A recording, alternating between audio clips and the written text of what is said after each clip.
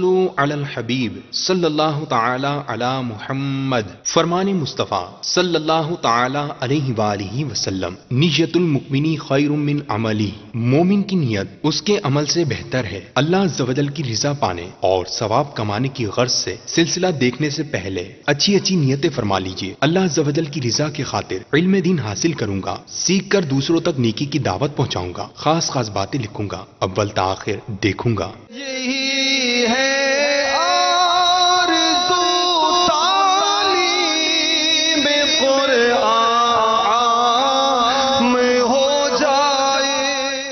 الحمدللہ رب العالمین والصلاة والسلام علی سید المرسلین، اما بعد فاعوذ باللہ من الشیطان الرجیم، بسم اللہ الرحمن الرحیم۔ الصلاة والسلام علیک یا رسول اللہ وعلی آلک واصحابک یا حبیب اللہ۔ الصلاة والسلام علیک یا نبی اللہ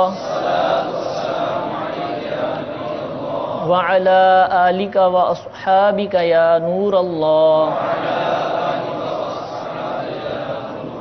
میٹھے میٹھے اسلامی بھائیوں اور مدنی چینل کے ناظرین، مدنی چینل کے سلسلے فیضان علم کے ساتھ حاضر ہیں۔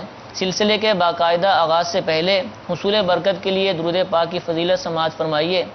نبی کریم رؤوف الرحیم صلی اللہ تعالی علیہ وآلہ وسلم نے ارشاد فرمایا، جس نے مجھ پر 10 مرتبہ درود پاک پڑھا، اللہ تعالیٰ اس پر 100 رحمتیں نازل فرماتا ہے۔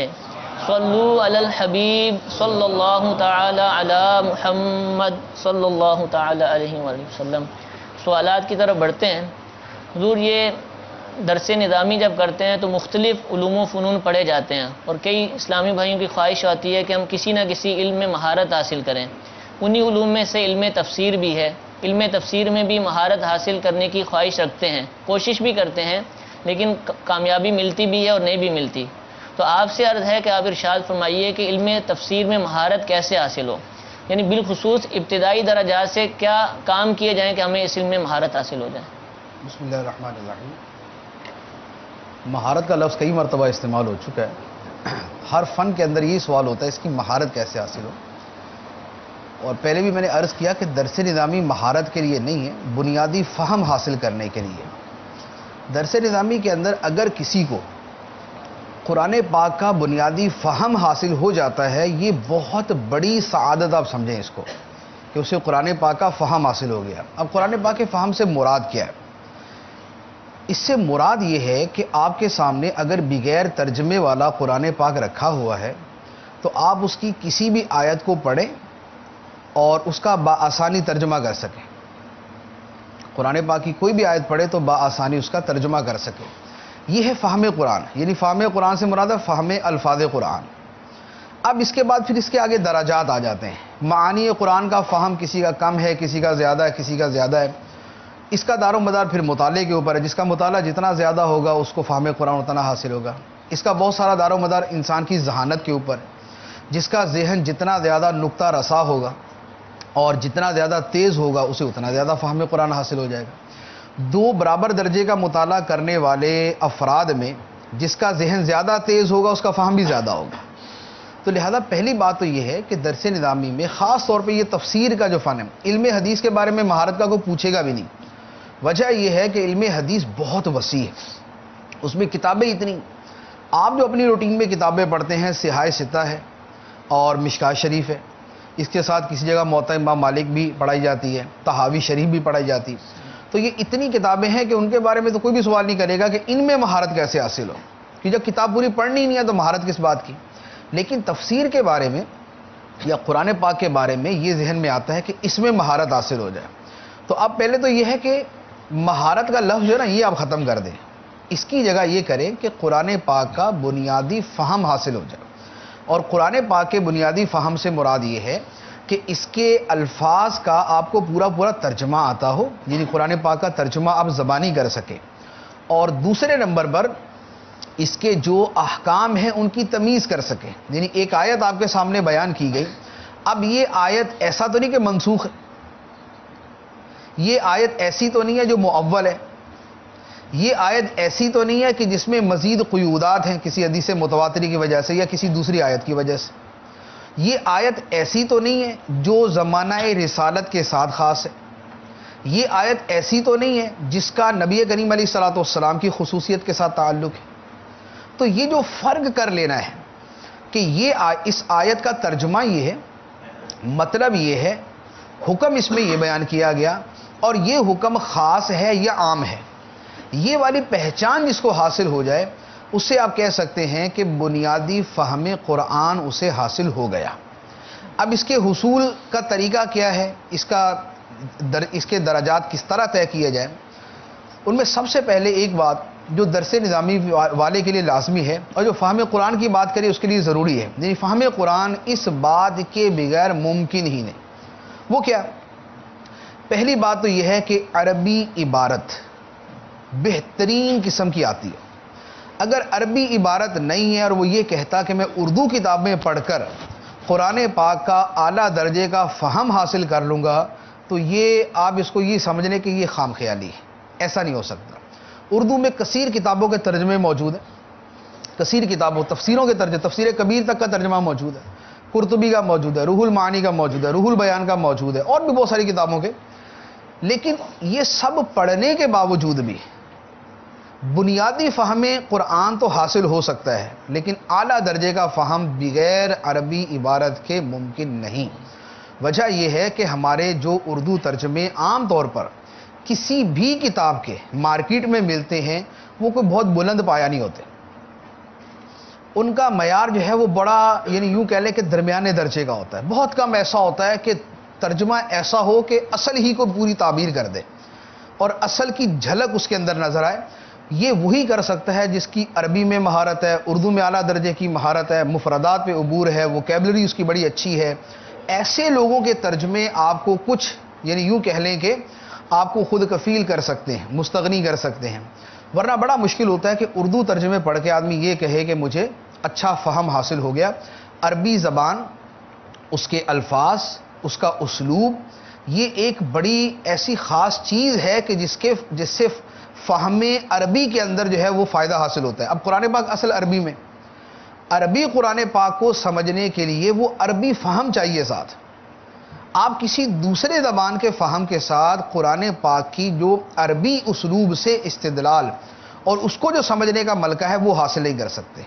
تو لہذا پہلے نمبر پر تو جو بھی فہم قرآن کی بات کرتا ہے اس کے لیے عربی عبارت ضروری ہے، اور یہ اعلیٰ درجے کی ہونی چاہیے۔ عربی عبارت سے مراد وہ نہیں ہوتی کہ آپ عربی کے ایک لائن پڑھیں اور ساتھ میں منجد آپ نے رکھی ہوئی ہے، اور آپ کی کوئی عبارت یا آپ کی کوئی لائن یا آپ کی 4 لائنیں منجد کے بغیر آگے ہی نہ چلے۔ اگر یہ عربی عبارت ہے نا تو یہ کوئی عربی عبارت نہیں ہے، یعنی یہ پھر اولا ثانیہ ثالثہ کے طلبہ کی عربی عبارت ہے، یہ فہم قرآن کی عربی عبارت نہیں ہے۔ اس کے لیے ضروری ہے کہ آپ 5 صفحے بھی پڑھ جائیں نا تو آپ کو کسی لغت کی ضرورت نہ پڑے، آپ کو اس کی ترکیب سوچ کے نہ پڑھنا پڑے کہ اس کی ترکیب کیا بنتی ہے، مبتدا ہوا تو آگے اس کی خبر کدھر جا رہی ہے۔ اگر اتنا سوچ کے پڑھ رہے ہیں تو پھر یہ عربی عبارت کا فہم نہیں ہے۔ عربی عبارت سے آنے سے مراد یہ ہے جیسے آپ اردو پڑھنے کے لیے سوچتے نہیں ہیں، آپ کے سامنے اردو کا ایک صفحہ آتا ہے، آپ روانی سے پڑھ دیتے، اب یہ نہیں بولتے یار پہلے میں تیار کر کے آؤں گا اس کے بعد اردو کا صفحہ پڑھوں گا۔ جب آپ کی عربی ایسے ہو جائے تو اب آپ فہم قرآن کی طرف پورے طور پر آ سکتے ہیں، یہ پہلی بات۔ دوسرے نمبر پہ ہے مفردات قرآن کا علم۔ مفردات قرآن، مفردات قرآن کیا ہے کہ ایک ایک لفظ کا جو معنی ہے وہ آپ کو جدا گانا پتا ہو۔ قرآن پاک کا کوئی لفظ، جیسے اب یہ مشہور الفاظ ہیں، نمل ہے، نحل ہے، اب یہ اگر پوچھا جائے نا کہ نمل سے کیا مراد ہے، آپ فوری طور پہ بتا سکیں کہ نمل کا یہ مطلب، نحل شہد کی مکھی ہے، نمل چونٹی ہے۔ اب آپ اگر اس پر یہ کہنا ٹھہر میں ذرا ابھی منجد جا کے دیکھتا ہوں، تو یہ پھر آپ کو مفردات کا علم نہیں۔ مفردات کا مطلب کہ آپ کو الفاظ جو ہے یا تو تھوڑا بہت سوچ کے آپ بتا سکیں، یا یہ ہے کہ آپ کو ویسے ہی اس کے الفاظ کا ترجمہ آتا ہو۔ اب اس کے لیے مفردات، جیسے ہمارے یہاں مفردات امام راغب ہے، مشہور ترین کتاب یہ ہے۔ اب اردو کے اندر بھی بہت ساری کتابیں آ چکی ہیں مفردات قرآنیہ کے اوپر، لیکن اردو کی جو کتابیں ہیں اس میں میں یہی عرض کروں گا کہ اکثر و بیشتر جو ہے وہ ناقص ہیں۔ مفردات کا ویسا علم اس سے نہیں حاصل ہوتا جیسا مفردات امام راغب سے ملتا ہے. اور اصل اس کا طریقہ وہی ہے کہ آپ کو جلالین اگر صحیح آتی ہے، کیونکہ جلالین جو ہے اس میں مفردات کا ترجمہ کیا ہوا ہوتا ہے ساتھ ہی، کہ وہ اصل میں تو وہ مفردات ہی کا وہ معنی بیان کرتے ہیں زیادہ تر. اگر جلالین آپ نے بہت اچھی پڑھی ہوئی ہے تو آپ کے مفردات کا علم مضبوط ہو جائے گا. لفظ کا حقیقی معنی کیا ہے اور آیت کے اندر اس کا مرادی معنی کیا ہے یہ آپ کو پتہ چلے گا. تو لہذا مفردات قرآن کا علم ہو. تیسرے نمبر پہ یہ جو میں نے ابھی جو سب سے شروع میں عرض کی ہے کہ فہم قرآن کا اصل معنی ذہن کے اندر ہو، اور جب آپ کو وہ ملکہ حاصل ہو جائے تو پھر آپ کہہ سکتے ہیں کہ مجھے فہم قرآن حاصل ہے. اور وہ کیا؟ آپ کے سامنے قرآن پاک سے کہیں سے بھی کوئی آیت پڑھی جائے تو آپ یوں کہہ لیں کہ 95% آپ اس کا ترجمہ بآسانی بتا سکیں. جیسے مثلا آپ بیٹھے بیٹھے اگر میں ابھی آپ سے پوچھوں کہ یہ آیت مبارکہ کا ترجمہ کیا ہے، وَهُزِّي إِلَيْكِ بِجِذْعِ النَّخْلَةِ تُسَاقِطْ عَلَيْكِ رُطَبًا جَنِيًّا، تو آپ فوراً بتا دیں میں بتاتا ہوں کہ اس کا ترجمہ یہ ہے. لیکن اگر آپ یہ کہیں گے یار یہ حزی بھی نیا لفظ ہے اور تساقط بھی نیا لفظ ہے، رطبن بھی نیا ہے، جنیہ بھی نیا ہے اور جذع النخلہ بھی نیا ہے، تو اگر یہ سارے نئے نئے ہیں تو اس کا مطلب ہے کہ آپ علم قرآن میں نئے نئے ہیں، کہ آپ کو بھی اتنا ہی آتا ہے. اب آپ میں دورے کے طلبہ بھی بیٹھے ہوئے ہیں، دورے کے بھی ہے نا یہاں پر، سابعہ بھی ہے، سادسہ بھی ہے. ثانیہ ثالثہ سے آپ نے ترجمہ قرآن پڑھا، ثانیہ میں ثالثہ، اس کے بعد آپ نے جلالین پڑھی، سابعہ میں آپ نے بیضاوی پڑھی، دورے میں آپ حدیثیں پڑھ رہے ہیں. اب آپ کو میں آپ کے امتحان کے طور پہ عرض کرتا ہوں کہ یہی جو آیت میں نے ابھی پڑھی ہے، آپ میں سے کتنے ایسے ہیں، اپنے اندر سوچ لیجئے گا کتنے ایسے ہیں جن کو اس کا ترجمہ فوری طور پہ آتا ہے. وَهُزِّي إِلَيْكِ بِجِذْعِ النَّخْلَةِ تُسَاقِطْ عَلَيْكِ رُطَبًا جَنِيًّا، یہ میں نے آیت باقاعدہ منتخب کی ہے. نہ بہت مشکل ہے، یہ زیادہ مشکل نہیں، الفاظ اس کے تھوڑے سے فصاحت و بلاغت کے اعتبار سے ذرا ڈیفرنٹ نظر آ رہے ہیں، ورنہ الفاظ معروف ہیں. اب ان الفاظ کا آپ میں سے یا جو چینل کے اوپر سننے والے ہیں، وہ کہیں دورے کے طلبہ ہیں یا اس سے نیچے والے ہیں، ان میں کس کس کو ترجمہ آتا ہے؟ جس کو آتا ہے، اور یہ نہیں ہے کہ اس کے کل کے سبق کے اندر یہ تھا تو اس لیے آتا ہے، ایک روٹین کے اندر جس کو آتا ہے وہ یہ سمجھ جائے کہ اس کو فہم قرآن کی کچھ بنیاد حاصل ہے. اور اگر کسی کو نہیں آتا تو وہ آپ غور کر لیں. اگر نہیں آتا تو اس کا مطلب ہے کہ پھر علم قرآن اور علم تفسیر سے جو ہے وہ ہم بہت دور ہے. ہمیں نہ مفردات آ رہے ہیں، وَهُزِّي جِذْعِ النَّخْلَةِ تُسَاقِطْ رُطَبًا جَنِيًّا، یہ سارے مفردات ہیں. ان مفردات کا ترجمہ آتا ہے اور اس پوری آیت کا مطلب آتا ہے. اور اب اس سے اگلا درجہ یہ ہوتا ہے کہ یہ آیت پڑھی، ترجمہ آپ نے کر دیا، یعنی آپ کو عربی زبان پر ایسا عبور ہے اور الفاظ عربی آپ کو اتنے اچھے آتے ہیں کہ آپ نے فوراً کر دیا کہ حزی جو ہے یہ مؤنث مخاطب کا صیغہ ہے، کہ اے ایک مؤنث تو ہلا، الی کی اپنی طرف، جذع النخلہ کھجور کی جو ہے وہ اس کے تنے کو، شاخ کو، تو ساقط گر پڑیں گی، علی کی تجھ پر، رطبن کھجورے، جنیہ تر. اب اس کے ساتھ اگلا اب اس کا درجہ کیا ہوگا کہ آپ کو فوراً یہ سمجھ آ جائے کہ یہ اللہ تعالیٰ نے کس کو فرمایا تھا. یعنی اب اس سے یہ ہو گیا کہ آپ کو سیاق و سباق بھی آتا ہے. ایک آیت پڑھی جائے تو آپ کو سیاق و سباق بھی آتا ہے. یا میں آپ کے سامنے آیت پڑھوں، فَاقْتُلُوا الْمُشْرِكِينَ حَيْثُ وَجَدتُّمُوهُمْ، مشرک جہاں ملے قتل کر دو. اب آپ کو پتا ہو کہ یہ آیت کہاں کی ہے، آپ بولے یار یہ تو مطلقاً ہی حکم ہوگا کہ جہاں ملے مار دو. یہ حالت جنگ کی بات ہے. حالت جنگ کے اندر جیسے کمانڈر اپنی فوج کو بولتا ہے نا کہ کر دو حملہ، کسی کو نہیں چھوڑنا، سب کو اڑا دینا، تو یہ اس سیاق و سباق کے اندر ہے. نہ یہ کہ جہاں بھی ملے بندے مار دیا کرو. تو اب آیت کا سیاق و سباق کیا ہے، یہ کہاں کے اعتبار سے فرمائی گئی ہے، یہ ناسخ ہے، منسوخ ہے، یہ خاص تو نہیں ہے، یہ مؤول تو نہیں ہے، یہ سب کے لیے عام بھی ہے یا نہیں، یا یہ صحابہ کرام کے ساتھ خاص ہے. یہ اس طرح کی جو چیزیں ہیں اگر ان کا فہم حاصل ہوگا تو پھر آپ کہہ سکتے ہیں کہ آپ کو فہم قرآن حاصل ہے. تو اس کی بنیاد کیا ہے؟ اس کی بنیاد وہی چیزیں جو میں نے عرض کی ہیں. پہلی بات، عربی عبارت آپ کی اچھی ہو، کیونکہ عربی عبارت، اب ترجمے آپ نے تفسیروں کے سارے اردو میں پڑھ لیے تو قرآن پاک کی یہی آیتیں جو میں نے پڑھی ہیں ان کا ترجمہ کہاں سے کریں گے آپ؟ لیکن اگر آپ نے عربی پڑھی ہوتی اور آپ کی عربی ہی اچھی ہوتی تو پھر یہ آیت یا کوئی ایسی عبارت جو آپ کے سامنے نہ بھی ہوتی، وہ بھی جب سامنے آتی تو آپ فوری طور پہ اس کا ترجمہ کر سکتے تھے. تو عربی عبارت جو ہے یہ تمام علوم کے اندر بنیاد ہے. عربی نہیں آتی آپ عالم تو بن سکتے ہیں. عربی عالم کے لیے شرط نہیں ہے کہ جس کو عربی نہیں آتی وہ عالم نہیں, عالم بن سکتے ہیں. لیکن جس درجے کا عالم آپ بننا چاہتے ہیں, جو درس نظامی آپ کر رہے ہیں, اس سے مراد یہ نہیں ہے کہ آپ اردو والے جو ہے نا وہ بس وہ بن جائیں اور فارغ. پھر آپ نے درس نظامی کو داخلہ لیا, گھر کے اندر ہی کتابیں خرید کے مطالعہ کرنا شروع کر دیتے. ہر فن کی کتابیں میں آپ کو بتا دیتا ہوں کہ ان کا مطالعہ کریں, آپ عالم بن جائیں گے. لیکن آپ نے درس نظامی میں داخلہ لیا, آپ نے صرف پڑھی, نحو پڑھی, آپ نے منطق پڑھی, آپ نے فقہ کی ساری کتابیں عربی کے اندر پڑھی, آپ نے جو ہے وہ دیگر فنون کی حدیث, حدیث, تفسیر, تفسیر, فقہ, جتنی کتابیں سب آپ نے عربی پڑھی. کیوں؟ تاکہ آپ کی عربی مضبوط. تو یہ مدارس جو ہے یہ بنیادی طور پہ عربی میڈیم ہوتے ہیں. جیسے اسکول انگلش میڈیم ہوتے ہیں, اردو میڈیم ہوتے ہیں, آپ کا جو درس نظامی ہے یہ عربی میڈیم ہے. اس کا بہت اچھا درجہ تو یہ ہے کہ بولے بھی عربی کے اندر, لیکن چونکہ ہمارے یہاں اس کا رجحان نہیں ہے اور اس کی طرف اتنی توجہ نہیں ہے, لہذا فی الحال ہم اس کو ساخت کر دیں. لیکن عربی پڑھنے کے اندر تو یہ والی جو ہے وہ کوتاہی اور سستی اور اس طرح کا جو ہے وہ یعنی کم اہلی کہہ لیں, نا اہلی تو نہیں کہتا, کم اہلی کہہ لیں آپ, یہ نہیں ہونی چاہیے. پہلے نمبر پہ عربی بار, دوسرے نمبر پہ مفردات قرآن کا علم, اور تیسرے نمبر پہ وہ جو آیت کا ترجمہ ہے وہ بذات خود آپ بغیر اردو ترجمے دیکھے آپ کر سکے اور آپ کو اس کا سیاق و سباق آتا ہو. اور اس کے ساتھ اب یہ ہے کہ وہ سیاق و سباق سمجھنے کے لیے, معانی سمجھنے کے لیے, استنباط و استدلال سمجھنے کے لیے, یہ خاص ہے منسوخ تو نہیں ہے, یہ باتیں سمجھنے کے لیے اب اس کے لیے یہ تفسیر نور العرفان ہے, خزائن العرفان ہے, یہ ہماری مختصرات ہیں, یعنی یہ حاشیہ ہے ایک قسم کا. تو یہ حواشی آپ پڑھیں. عربی کے اندر آپ جلالین پڑھتے ہیں وہ پڑھیں. اور یہ صراط الجنان ہے اردو کے اندر, آسان بھی ہے, الفاظ بھی آسان ہے, متوسطات کے اندر ہے, بہت زیادہ ضخیم بھی نہیں ہے, یہ آپ پڑھیں. جب اتنا پڑھ لیں تو آپ یہ سمجھ لیں کہ پھر آپ کو بنیادی فہم قرآن حاصل ہو گیا. اب اس کے آگے اگر آپ نے جانا ہے, اس سے بھی آگے والی چیزیں پڑھنی ہیں, تو جب یہ آپ کر لیجئے گا تو پھر رابطہ کر لیجئے گا. تو پھر آپ کو انفرادی طور پہ میں عرض کر دوں گا کہ اب اس کے بعد آگے پڑھنے کا طریقہ یہ ہے. ماشاءاللہ, یہ اب تفسیر سیکھنی ہے تو عربی عبارت بہت اچھی آنی چاہیے. یہ تو بعد میں جب آئے گی سو آئے گی. اب ہمارے بعض طلبہ اولا میں داخلہ لیتے ہیں, اولا کے اندر ابتداءً گرامر ہی سکھائی جاتی ہے, صرف و نحو پڑھائی جاتی ہے. لیکن کئی طلبہ توجہ نہیں کرتے, صرف و نحو وہ صحیح نہیں پڑھ پاتے, وہ کمزور رہ جاتی ہے, اس پہ عبارت ٹھیک نہیں ہو سکتی. تو کیا وہ ثانیہ میں آ جائیں یا وہ اولا دوبارہ پڑھیں, کیا کریں ان کے لیے؟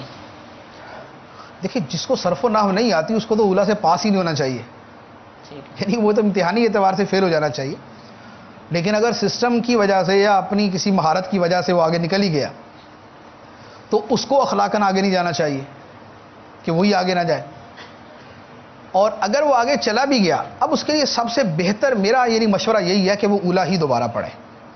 یہ کہنا کہ میں اگلے درجے میں چلا جاتا ہوں, میرا سال بچ جائے گا اور پچھلی کمی میں پوری کر لوں گا, تو مجھے آج تک 1000 کے اندر کوئی ایک طالب علم ایسا ملا ہوگا کہ جس نے درجات کو کراس کیا, صرف و نحو کو کراس کر کے آگے چلا گیا اور اس کے بعد اس نے دوبارہ اسے پھر مضبوط کر لیا, صرف نحو کو دوبارہ مضبوط کر لیا.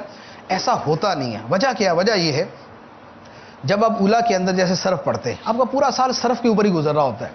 آپ تھوڑا تھوڑا کر کے اس کو روزانہ پڑھتے ہیں, رٹا لگاتے ہیں, دہراتے ہیں, تکرار کرتے ہیں, تمرین کرتے ہیں, مشق کرتے ہیں, اعادہ کرتے ہیں, حلقے میں بیٹھتے ہیں. یہ سارا کچھ کر کے وہ چیز آپ کے اندر راسخ ہو جاتی ہے, وہ نقش بیٹھتا جاتا ہے. جب آپ ثانیہ میں چلے جاتے ہیں اور دوسرے درجے کے اندر جا کر یہ کہتے ہیں کہ اب میں پہلے سال کی صرف کی ساری کمزوری دوسرے درجے کے اندر پورا کر لوں گا, تو پھر آپ اس پہ پورا سال نہیں لگاتے. اولاً تو دوسرے درجے کی اپنی پڑھائی ہوتی ہے, آپ کا سارا وقت تو وہ لے لیتی ہے. اب صرف کے لیے آپ کیا کرتے ہیں؟ صرف کے لیے یہ کرتے ہیں کہ آپ کہتے ہیں کہ 1 گھنٹہ میں اس کے لیے رکھ لیتا ہوں. جو ایک سمجھدار آدمی بھی اگر تھوڑا سا ذرا ٹائم مینجمنٹ کے اعتبار سے چلے تو وہ یہ کہتا ہے کہ میں ثانیہ کے ساری کتابیں پڑھنے کے ساتھ صرف کے لیے 1 گھنٹہ رکھ لوں گا. اب پچھلے سال وہ 5 گھنٹے پڑھتا تھا درجے کے اندر, 5 گھنٹے پڑھتا تھا بعد کے اندر, 10 گھنٹے اس کی پڑھائی تھی جس میں کم از کم بھی 5 گھنٹے اس کے صرف کے اوپر صرف ہوتے تھے. جب وہ ثانیہ میں گیا, اب وہاں پر اول تو اس کو پڑھانے والا کوئی نہیں. اولا کے اندر اس کا استاد پڑھا رہا تھا, استاد بھی پڑھا رہا تھا, حلقے بھی لگ رہے تھے اور اس کے 5 گھنٹے بھی صرف ہو رہے تھے. ثانیہ کے اندر اس کو صرف کا استاد بھی نہیں ہے جو پچھلی چیزیں پڑھا رہا ہو، اس کے 5 گھنٹے بھی صرف نہیں ہو رہے، اس کے اس صرف کے ہلکے بھی نہیں لگ رہے، اگلی باتوں کے ہلکے لگ رہے ہیں، جو اگلی کتاب ہے اس کے ہلکے لگ رہے ہیں۔ تو نتیجہ یہ ہوتا ہے کہ اب وہ اچھا پھر وہ 1 گھنٹے میں بھی استقامت نہیں ملتی۔ جو شروع میں تو نیت ہوتی ہے نا کہ میں 1 گھنٹے میں پورا کر لوں گا، مہینہ گزرتا ہے تو آدمی کہتا ہے یار عربی عبارت تھوڑی بہت آ تو گئی ہے، چلو چھوڑو اس کو۔ تو یہ اولا کمزور پڑھ کے اگلے درجے میں چلے جانا اور یہ کہنا کہ میں اگلے درجے کے اندر اس کمی کو پورا کر لوں گا، یہ ایسا ہی ہے جیسے آدمی 1 سال کا اکٹھا کھانا جو ہے وہ 1 مہینے کے اندر ہی کھا لے کہ چلو جی 11 مہینے میں نہیں کھاتا، 1 مہینے میں 12 مہینے کا اکٹھا کھانا کھا لوں گا۔ تو لازمی بات ہے کہ 1 مہینے میں 12 مہینے کا اکٹھا کھانا کھا کے آدمی جی نہیں سکتا اور کھانے کو ہضم نہیں کر سکتا، اس کا پیٹ ہی پھٹے گا۔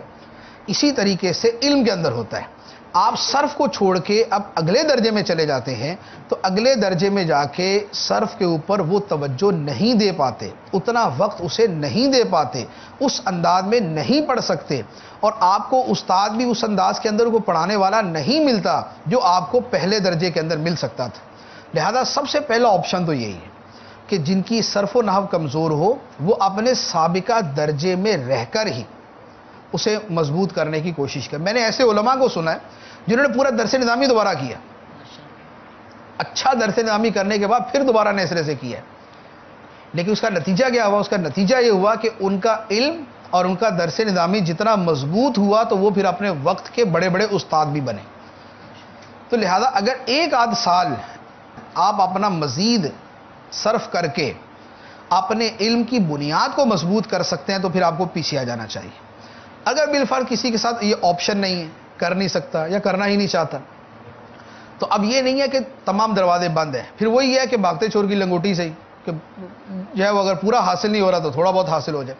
تو اب تھوڑا بہت حاصل ہونے کی پھر صورت یہی ہے، نمبر 1 اپنا ایک خاص وقت معین کرے صرف و نحو کو دہرانے کے لیے اور اس کو یاد کرنے کے لیے، اور وہ جو خاص وقت ہے اس پر کسی بھی صورت کمپرومائز نہ کریں کہ اس وقت میں چلے یہ کون سا میرا آج میں نے سنانا ہے کسی کو، اس کو چھوڑ دیتا ہوں، ایسا نہ کریں۔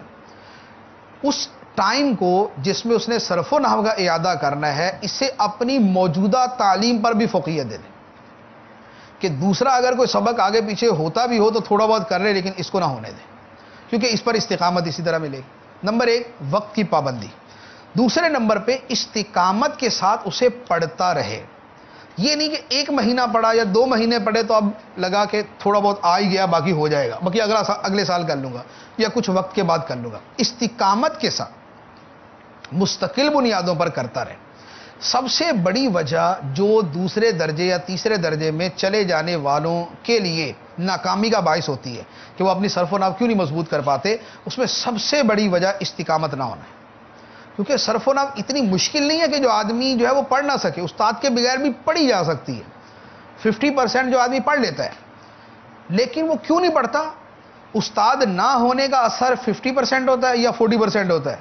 60% اثر جو ہے وہ استقامت نہ ہونے کا ہوتا ہے، نتیجہ فلوپ بالکل 0 پہ آ جاتا ہے۔ تو لہذا جب آپ پڑھ ہی رہیں تو اب یہ ہے کہ اول تو ٹائم فکس کر لیں، 1 گھنٹہ 1 گھنٹہ 12 منٹ مقرر کر لیں۔ دوسرے نمبر پہ اب وہی کہ اب دنیا ادھر کی ادھر ہو جائے، یہ ٹائم جو ہے یہ میں نے ضائع نہیں ہونے دیں، اس ٹائم کو بہر صورت پورا کرے۔ تیسرے نمبر پہ استقامت کے ساتھ اس پر لگا رہے، اور چوتھے نمبر پر یہ ہے کہ اگر اسے کوئی معاون اپنا کلاس فیلو کوئی ہم درجہ مل جاتا ہے اس کے ساتھ وہ تکرار کرے۔ صرف یہ گردانوں کا تکرار ہو گیا، یہ کرنا بڑا فائدہ مند ہوتا ہے۔ میں اس کا آپ کو ایک مثال دیتا ہوں۔ جس زمانے میں نے صرف پڑھی نا، تو اب میں نے صرف اس طرح پڑھی کہ میں نے 1 ہی سال کے اندر 3 درجے پڑھے تھے، اولا ثانیہ ثالثہ، یہ تینوں میں نے 1 سال میں پڑھے تھے۔ اب نتیجہ کیا ہوا کہ لازمی بات ہے کہ 1 سال میں 3 درجے پڑھیں گے تو آپ جو ہے وہ تھوڑا سا کمزور رہ جائیں گے۔ صرف کا وہی ہوا کہ صرف کی سیگے یاد کر لیے، اس کے اصول یاد کر لیے، حافظے کے زور کے اوپر وہ رٹا تو لگ گیا اس کا، لیکن گردانے جو ہیں وہ صرف 1 مرتبہ حافظے کے زور پر یاد کرنے سے یاد نہیں ہوتی، اس کے لیے کیا چاہیے ہوتا ہے؟ تکرار۔ اور کیسا تکرار؟ جو آپ کو پتہ ہی ہوگا کہ کیسا تکرار۔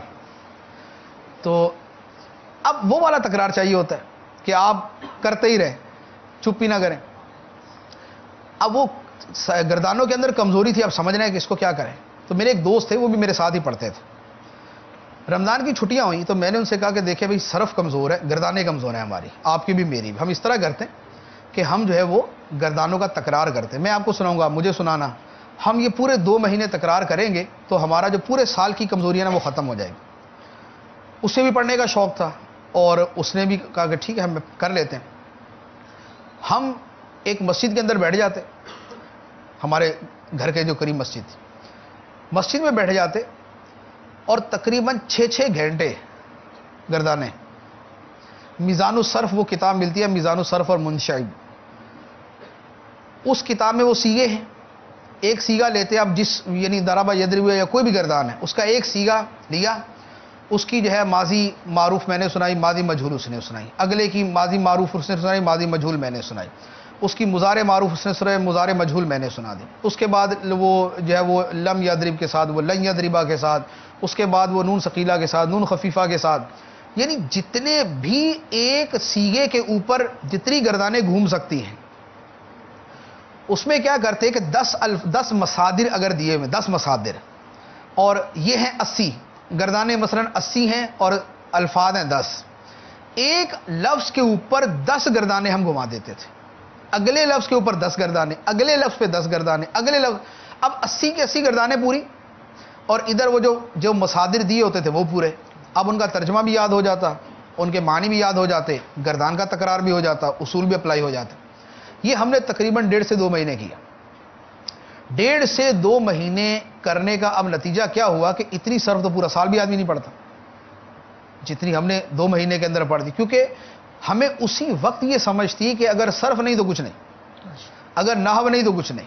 یہ صحیح ہوں گے تو ہی ہماری عربی صحیح ہوگی، تو ہی ہماری کتابیں درست ہوں گی، تو ہی ہمارے علم کے اندر پختگی آئے گی. اب نتیجہ یہ ہوا، وہ دوسرا جو اسلامی بھائی تھا اس نے تو چھوڑ دیا بعد میں، لیکن وہ گردانیں پڑھنے کا یہ نتیجہ ہوا کہ ابھی بھی شاید اگر بیٹھے بیٹھے دنیا کی کوئی گردان پڑھنی ہو تو شاید میں ابھی سنا سکتا ہوں. وجہ یہ کہ گردانیں اتنی تکرار کے ساتھ ہم نے پڑھی، اتنی تکرار کے ساتھ پڑھی. اب اگرچہ اس کے اوپر تعلیل میں نہ جاری کر سکوں کہ اس کی تعلیل کیا ہے، اس کے اوپر کون کون سے اصول لگے، محموز ہے تو کون سا اصول لگے، اجوف ناقص لفیف ہے تو کون سے اصول لگے ہوئے اس کے اوپر، وہ اصول اگرچہ یاد نہیں ہوں گے، لیکن یہ نہیں ہو سکتا کہ گردان نہ آئے، کیونکہ گردان اتنی پڑی ہوئی ہے، اتنی دہرائی. آپ سورہ فاتحہ بھول سکتے ہیں، اگر 10 سال بھی آپ سورہ فاتحہ نہیں پڑھیں تو آپ سورہ فاتحہ نہیں بھولیں. کیوں؟ اس لیے کہ آپ پچھلے 20 سال سے، 15 سال سے، 10 سال سے اتنی مرتبہ پڑھ چکے ہیں کہ آپ کو بول ہی نہیں سکتے. جب آپ کی گردانیں اتنی مضبوط ہو جائیں، جب آپ کے اصول مضبوط ہو جائیں، جب آپ کے نحو کے قواعد اتنے مضبوط ہو جائیں، جب آپ کا اجرا اتنا مضبوط ہو جائے، جب آپ کی ترکیب جو ہے نحوی ترکیب اتنی مضبوط ہو جائے، تو اس کے بعد عربی عبارت تو پھر پانی کی طرح ہے. پھر عربی عبارت کے مضبوط ہونے کے اندر کسی قسم کی کوئی کمی رہ نہیں سکتی. تو اب یہ طریقہ ہے کہ اگر آپ کی صرف و نحو کمزور رہ گی پچھلے درجے کے اندر اور اگلے درجے میں آپ مضبوط کرنا چاہتے ہیں، تو پھر اپنے طور پر یا اپنے ساتھ کوئی معاون لگا لے. آپ جیسا دکھی اور بھی بہت سارے ہوں گے، یعنی جیسے آپ کو صرف و نحو کے بغیر ہی آپ آگے نکلے ہوئے ہیں، ایسے آپ کو ڈھیروں ڈھیر اور مل جائیں گے. تو اب ان کے ساتھ مل کر جو ہے اس کو صحیح کرنے کی کوشش کریں، ورنہ کسی کی منت ہی کرنے کے یا تمہاری صرف اچھی ہے میری کمزور ہے، مہربانی کرو میرے ساتھ مدد کر دو، تعاونوا علی البر کرو میرے ساتھ.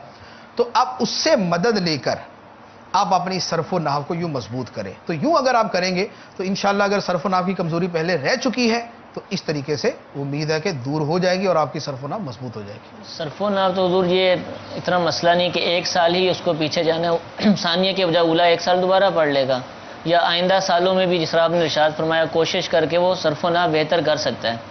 لیکن چونکہ ہمارا ایک نظام بنا ہوا ہے، پیپر لیے جاتے ہیں، تو وہ پیپر دے دے کے وہ بہت آگے چلے گا، 4تھے درجے میں، 5ویں درجے میں صرف و نحو بھی کمزور اور دیگر جو علوم اس نے حاصل کیے وہ بھی کمزور، یعنی دل لگا کر اس نے نہیں پڑھا. تو اب وہ پیچھے بھی نہیں آ سکتا. 5 سال کو دوبارہ پڑھنا بہت مشکل ہے اس دور کے اندر. تو اب وہ کیا کرے؟ صرف و نحو تو مضبوط کرنے کا طریقہ ارشاد فرما دیا، لیکن دیگر علوم و فنون جو اس نے دل جمعی سے نہیں پڑھے اس کا کیا طریقہ کار ہوگا؟ وہ پھر دم تعویذ کیا کرے. اس کے بعد آخری درجہ تو یہ رہ جاتا ہے، یعنی سارے درجے یوں ہی پار کیے ہوئے ہیں تو اس کے بعد اس کا اللہ ہی حافظ ہے کہ جب سارے درجے اسی طرح پڑے ہوئے تو اوپر تک پہنچا ہوا. اب تو نئے سرے سے درس نظامی کر کے ہی وہ صحیح ہو سکتا ہے، اور کیسے ہو سکتا ہے. لیکن تب بھی بہرحال وہی کہ لا یدرک کلہ لا یترک کلہ، پورا نہ پایا جا سکے تو یہ نہیں ہے کہ سارے کا سارے چھوڑ دے، کچھ نہ کچھ حاصل کر لیں. اگر تھوڑا سا قوت فکریہ استعمال کرے، یعنی آدمی اپنا ذہن استعمال کرے، ایک پلان کرے، ایک یعنی منصوبہ پروگرام بنائے، ایک کہ مجھے اپنی علمی کمزوریوں کو کیسے دور کرنا ہے. دنیا میں کوئی کام ایسا نہیں ہے جو آپ باقاعدہ پلاننگ کر کے، سوچ بچار کر کے، اور اس کے بعد اس پر استقامت کے ساتھ عمل کر کے حاصل نہیں کر سکتے. کامیابی کا اصول یہ ہوتا ہے، کامیابی پہلے سوچی جاتی ہے پھر کی جاتی ہے. کامیابی پہلے سوچی جاتی ہے پھر کی جاتی ہے. ایک آدمی کا ایک جملہ تھا، مجھے پورا یاد کر کے میں آپ کو سناؤں گا. اس کا ایک حصہ تھا کہ سوچ پلس کام، سوچ پلس کام برابر ہے افسری، برابر ہے افسری. اور کام بغیر سوچ، کام بغیر سوچ برابر ہے مزدوری. اور سوچ بغیر کام برابر ہے ناکامی. بات سمجھ آئی؟ اب آپ غور کر لیں کہ آپ کس درجے کے اندر ہیں. یہ اصول میں نے آپ کو ابھی اس کانٹیکسٹ کے اندر میں نے آپ کو بتایا ہے درس نظامی کے، لیکن یہ اصول دنیا کے سارے کاموں میں استعمال ہوتا ہے. آپ نے دیکھا ہے کہ بہت بڑی بلڈنگ بن رہی ہوتی ہے، بلڈنگ کے اندر اب بلڈنگ زیر تعمیر ہے، لیکن اس میں ایک کمرہ پہلے تعمیر ہو جاتا ہے. اس میں ایک کمرہ پہلے تعمیر ہو جاتا ہے جس کے اندر انجینئر صاحب بیٹھے ہوتے ہیں اے سی کے اندر. ایسا ہی ہوتا ہے. اور باہر کتنے لوگ ہوتے ہیں جو کام کر رہے ہوتے ہیں؟ وہ ہزاروں بھی ہو سکتے ہیں، وہ سینکڑوں بھی ہو سکتے ہیں. دونوں میں فرق کیا ہوتا ہے؟ پہلا بندہ جو ہے اس کا سوچ علم پلس کام ہوتا ہے، اور جو باہر کھڑے ہوتے ہیں نا ان کا علم اور سوچ والا کام جو ہے وہ کم ہوتا ہے، تو پھر محنت والا کام ہوتا ہے. اور کچھ اس سے بھی پار کھڑے ہوتے ہیں جو دیکھ رہے ہوتے ہیں کیا ہو رہا ہے.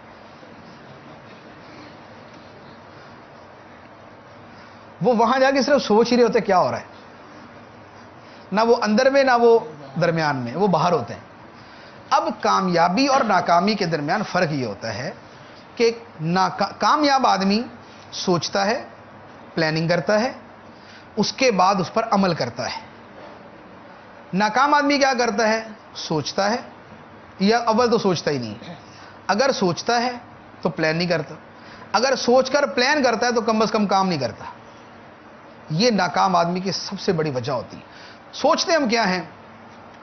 ہم نے درس نظامی پورا کرنا ہے اور عالم بن جانا ہے. عالم بننے کے بعد پھر میں چلا جاؤں گا تخصص کے اندر، اور پھر میں بن جاؤں گا مفتی، اور اس کے ساتھ میں کروں گا تدریس، اور اس کے اندر میں ہوں گا ماہر.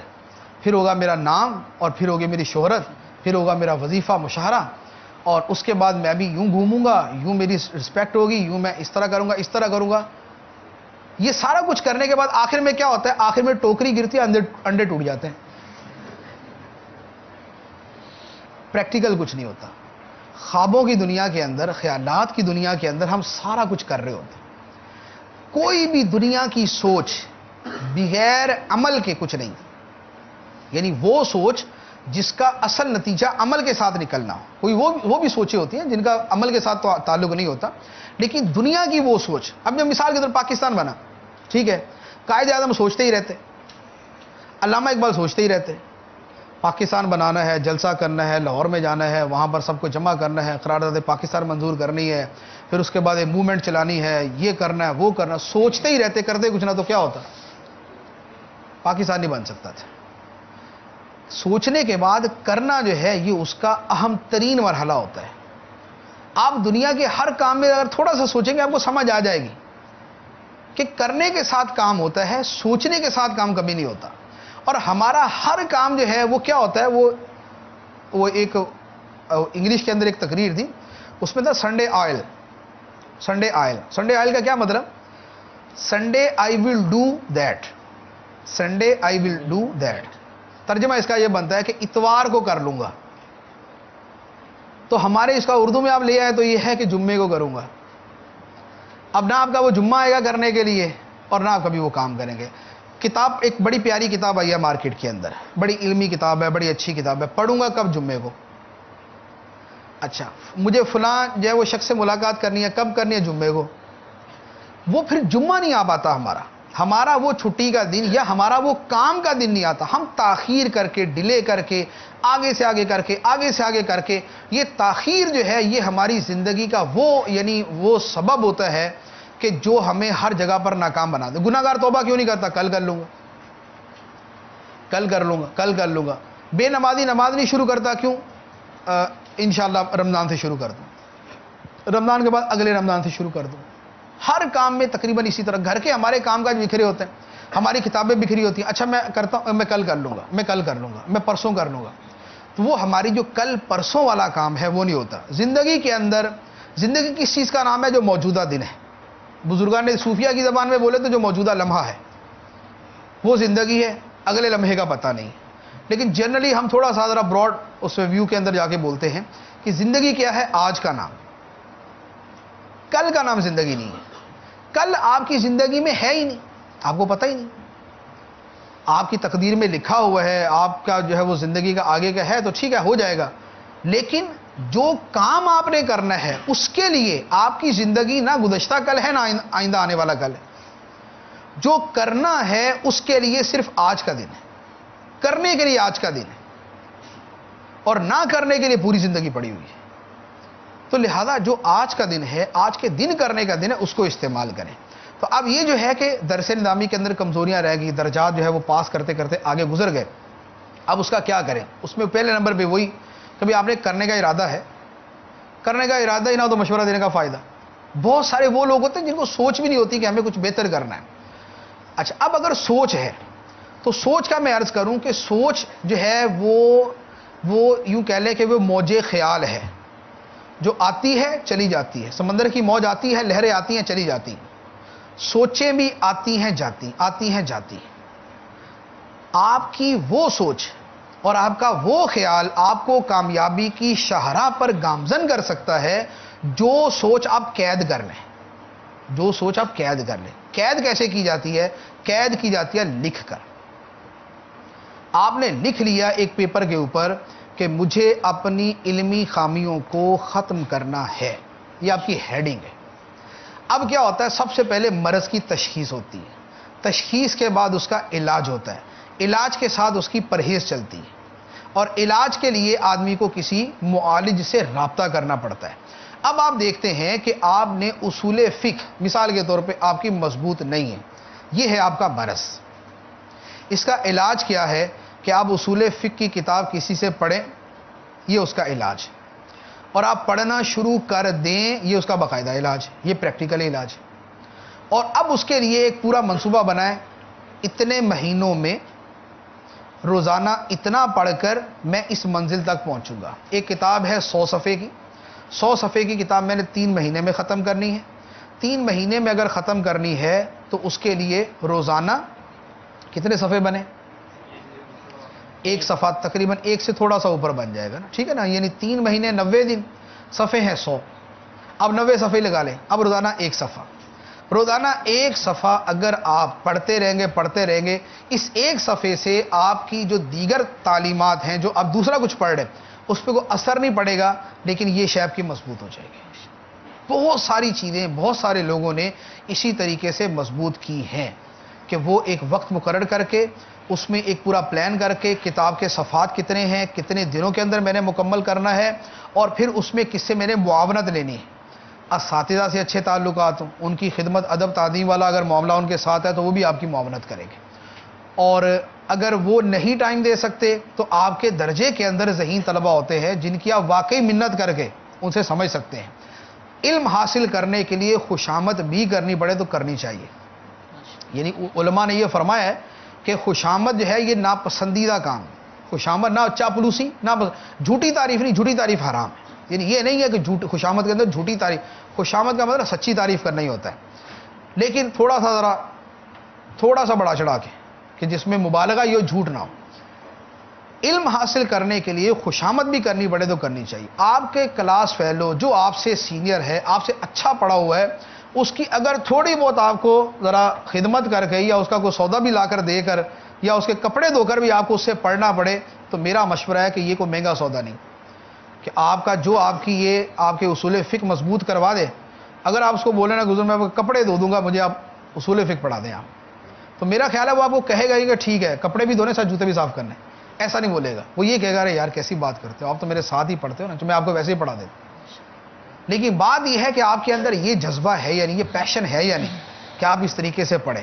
تو یہ ایک طریقہ ہے جو میں نے عرض کیا. اور بھی اس پر کلام ہو سکتا ہے لیکن ہمارے سلسلے کا وقت بھی ختم ہو گیا.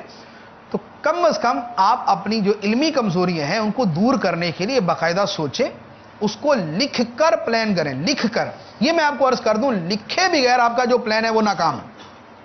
میں نے دنیا کے اتنے خوبصورت پلان بڑے بڑے لوگوں سے سنے، بڑے بڑے لوگوں سے دنیا کے خوبصورت پلان سنے، لیکن میں نے لکھتے ہوئے نہیں دیکھا تو میں نے کبھی کامیاب ہوتے بھی نہیں دیکھا. تو پلان وہی کامیاب ہے، سوچ وہی کامیاب ہے جس سے لکھ لیا جائے، آگے جس کی ڈیٹیل لکھی جائے، اس کے بعد آپ اس کے اوپر عمل کریں. تو انشاءاللہ آپ کے درس نظام میں آپ نے دورہ بھی کر لیا ہے، دورے کے بعد بھی آپ نئے سرے سے ان کمیوں خامیوں کو کسی حد تک پورا کر سکتے ہیں. اللہ تعالیٰ عمل کرنے کی توفیق عطا فرمائے. جزاک اللہ. سلسلے کا وقت ختم ہو چکا. اللہ تعالیٰ سے دعا ہے کہ جو کچھ سنا عمل کرنے کی توفیق عطا فرمائے. آمین بجاہ النبی الامین صلی اللہ تعالی علیہ وآلہ وسلم. صلو علی الحبیب صلی اللہ علیہ وسلم. یہی ہے آرزو تعلیم قرآن میں ہو جائے. بسم اللہ الرحمن الرحیم.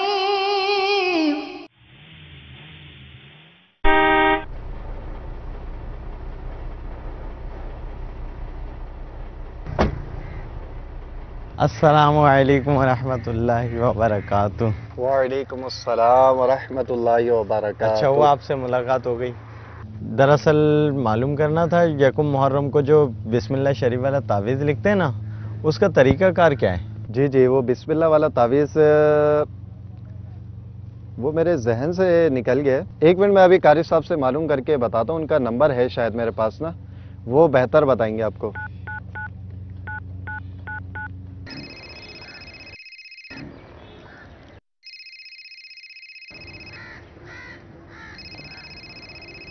اگر اجازت ہو تو کال ریسیو کر لوں میں. السلام علیکم ورحمۃ اللہ وبرکاتہ. وعلیکم السلام ورحمۃ اللہ وبرکاتہ. قاری صاحب کیا حال ہے؟ خیریت سے ہیں آپ؟ اللہ کا بڑا کرم ہے، الحمدللہ رب العالمین علی کل حال. حضور آپ سے ایک بات معلوم کرنی تھی. یہ یکم محرم الحرام کے حوالے سے جو تعویذ لکھا جاتا ہے اس کا طریقہ کار کیا ہے؟ اس کا طریقہ یہ ہے کہ دیکھیں، جی ایک منٹ قاری صاحب اگر اجازت دیں تو میں اسپیکر آن کر لیں تو میرے ساتھ دوست بھی موجود ہیں تو یہ بھی سن لیں گے. جی بالکل اجازت ہے، آپ آن کر لیں. میں بھی نیت شامل کر لیتا ہوں، اچھی نیت کے دوسروں کو بھی فائدہ ہوگا تو انشاءاللہ ثواب میں اضافہ ہوگا اللہ کی رحمت سے. جزاک اللہ خیرہ. جی فرمائیے حضور.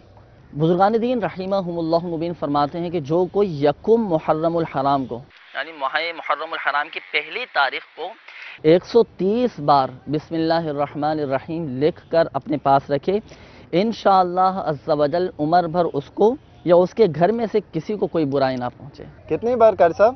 130 مرتبہ میں نے کہا، 130 مرتبہ بسم اللہ الرحمن الرحیم یہ لکھنی ہے. 130 بار.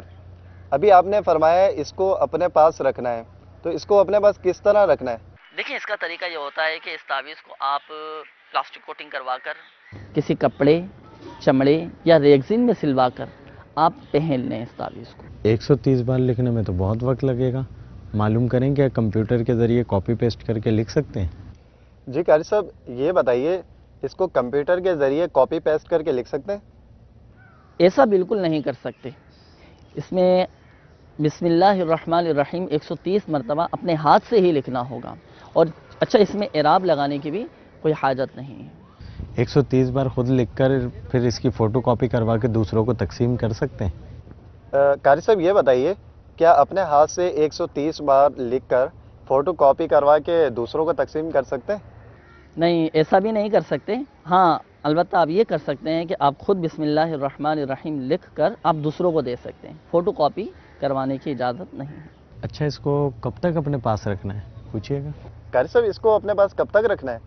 دیکھیں ایک بار کا لکھا ہوا یہ زندگی بھر کے لیے کافی ہے، مگر لکھنے میں اس بات کی احتیاط کی جائے کہ انمٹ سیاہی، یعنی ایسی سیاہی جو مٹے نہ، مثلا بال پین ہو گیا، اس سے آپ لکھ سکتے ہیں. اچھا لکھنے میں یہ تعویذ لکھنے میں اس بات کی بھی احتیاط کی جائے کہ عربی رسم الخط ہو اور بسم اللہ الرحمن الرحیم کے ہاء اور تینوں میم ان کے دائرے کھلے ہوئے رکھنے ہیں اور نقطے اس کے گول ہونے چاہیے. دیکھیں تعویذ لکھنے کا اصول یہ ہے کہ کوئی آیت یا عبارت لکھنے میں دائرے والے حروف جو ہیں وہ کھلے ہوئے ہونے چاہیے. مثلا ہا، طا، وا، صاد، ضاد، فا، میم، قاف. یہ حروف ایسے ہیں کہ جب بھی یہ حروف لکھیں تو دائرے ان کے کھلے ہوئے ہونے چاہیے. یہ تعویذ لکھنے سے پہلے آپ یہ نیت بھی شامل کر سکتے ہیں کہ تعویذ لکھنے سے پہلے اللہ تبارک و تعالیٰ کے اس پیارے نام کی تعظیم کی نیت بھی آپ کر لیجئے. جیسے کہ حضرت سیدنا انس رضی اللہ تعالیٰ عنہ سے روایت ہے کہ اللہ کے محبوب دانہ غیوب منزہ عن العیوب صلی اللہ تعالیٰ علیہ وآلہ وسلم نے ارشاد فرمایا، جس نے اللہ تبارک و تعالیٰ کی تعظیم کے لیے عمدہ شکل میں بسم اللہ الرحمن الرحیم تحریر کیا، اللہ تبارک و تعالیٰ اسے بخش دے گا. سبحان اللہ. جزاک اللہ خیرہ. آمین آمین. السلام علیکم ورحمۃ اللہ السلام وبرکاتہ. علیکم ورحمۃ اللہ وبرکاتہ. وعلیکم السلام ورحمۃ اللہ وبرکاتہ. السلام علیکم ورحمۃ اللہ وبرکاتہ. وعلیکم السلام بہت ورحمۃ بہت اللہ مہربانی، وبرکاتہ. بہت بہت شکریہ. دعاؤں میں یاد رکھیے. صلو علی الحبیب صلی اللہ تعالی علی محمد. مجھے اپنی اور ساری دنیا کے لوگوں کی اصلاح کی کوشش کرنی ہے انشاءاللہ عز و جل. اللہ عز و جل کے مبارک کلام پاک کی خوشا تلاوت سرکار دو جہاں صلی اللہ تعالی علیہ وآلہ وسلم کی سنت مبارکہ کو درستی کے ساتھ ادا کرنے کی سعادت الحمدللہ عز و جل تبلیغ قرآن و سنت کی عالمگیر غیر سیاسی تحریک دعوت اسلامی کے اشاعتی ادارے مکتبۃ المدینہ نے عاشقان رسول کی سہولت کو مد نظر رکھتے ہوئے مدنی چینل پر پیش کیے جانے والے سلسلے مدنی قاعدہ کے تمام سلسلوں کو یکجا کر کے ایک ڈی وی ڈی بنام مدنی قاعدہ کا اجرا کر دیا ہے. اس ڈی وی ڈی کے طفیل بالخصوص اسلامی بہنیں گھر بیٹھے قرآن پاک درست مخارج و تجوید کے ساتھ تلاوت کرنے کی بھرپور سعادت حاصل کر سکیں گی اور آنے والی نسلوں کے لیے بہتر